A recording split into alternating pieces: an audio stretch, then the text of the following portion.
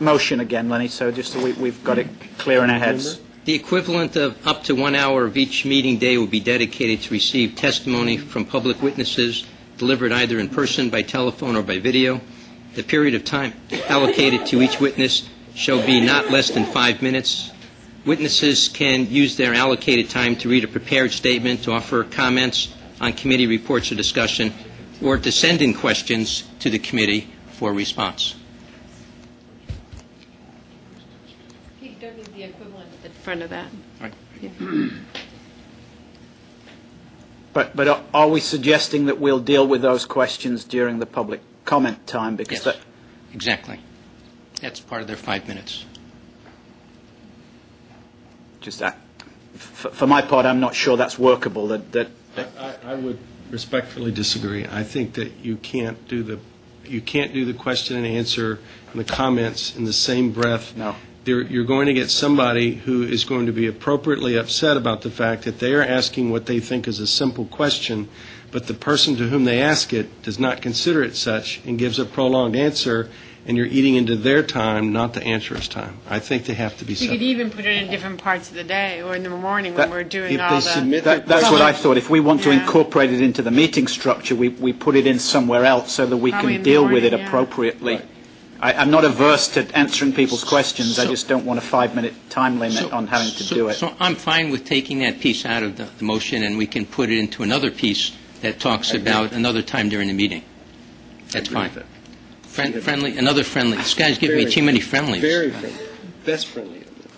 Does it have to be in the charter to do that? No. It doesn't have to be. It's best in the bylaws, quite frankly. If you put it in the charter, you're tied for 2 years. So that can be... You really are. I mean, sometimes it can be hamstringing to have something in your charter that's that specific, like video casting. What if the technology changed tomorrow? You know, that's one of the reasons it wasn't in the old charter because nobody envisioned it 2 years ago or thought there'd ever be the money for it. But this draft charter, we were advised we're better off leaving that for bylaws because technology could change. So I'll refer to that, to the bylaws. Have a vote on the bylaws at this particular piece, if that's appropriate. The whole thing? Yeah. Okay. So have you withdrawn the motion? Well, I'm putting a friendly amendment on my amendment, so that I'm basically saying that it's for the bylaws, not the charter. Okay. That's fine. So we're voting on a bylaw recommendation. Fair. Which, if you've not looked at the bylaws, those are in a separate section, Chapter 7. And it does mirror the charter, but provides a little bit more detail there. Yeah. So. And we've asked for commentary on the charter, and a lot of information has come in about the structure of the meeting. So we have the time. We might as well deal with it today and place it where appropriate. So can I call the question? No. Could you explain the differences in the function for the bylaws and the charter? The bylaws, like our standard operating procedure manual, if you will. It's how we carry out the charter. It provides more details than what is in the charter. It can be changed on a moment's notice. If we, need to flex to address something, the bylaws are what really allow us to do that. If the charter is so restrictive that it's not permissive of something, we could just say, charter says, or it's silent on it. I mean, some would say, well, the charter is silent on it. You probably shouldn't do it until you specifically address an issue. So the bylaws is what allows us to. At any given moment, the bylaws can be revised. Yes, with the committee. I mean, that's what we want the committee. Yes. This is the first we've done bylaws, and someday I might not be doing this job, and it might be somebody else. It'd be nice to give them a whole lot more than what I got when I had I not come to the meeting before and watched what went on and had a little bit of history, the next person might not have that. Likewise, ex officios. It's helpful, I think, to ex officios to know, this is how the committee operates, not just the charter, but to understand what that interaction is through the bylaws. So I think it will help all of us in our day-to-day operations in supporting the committee. And the General Government Services Administration, General Services, whatever their name is, GSA, who oversees advisory committees, strongly recommends that advisory committees have bylaws. Huh?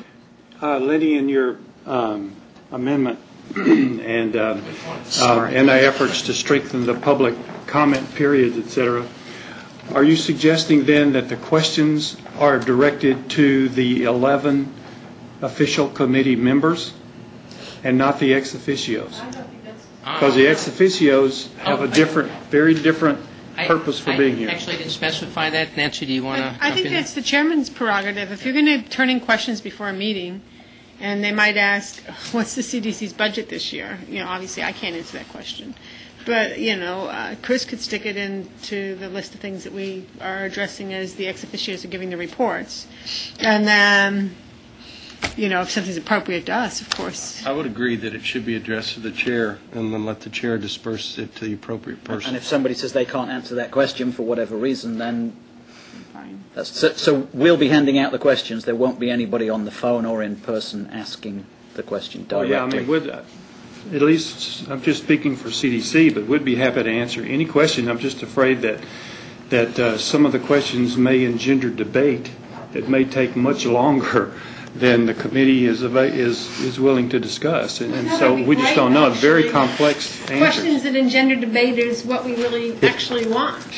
Well, then that 5-minute issue is going to come into play there. You have to But think it's about not that. the 5-minute issue. No, Take that out. we've taken that out of the 5-minute thing. Still the privilege of the chair to make that determination in terms of how the flow will go. We And if it need takes to 10 minutes decide or 15 how the question thing would fit into the structure of our meeting.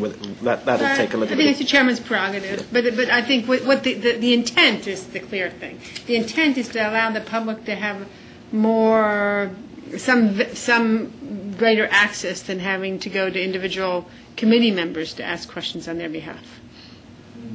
It really makes this process kind of two-way, but truthfully, that's not any longer part of this motion. So we can. I think there was a call to question sometime, I call that a question. and so there's a call to question on the floor. For this bylaws amendment.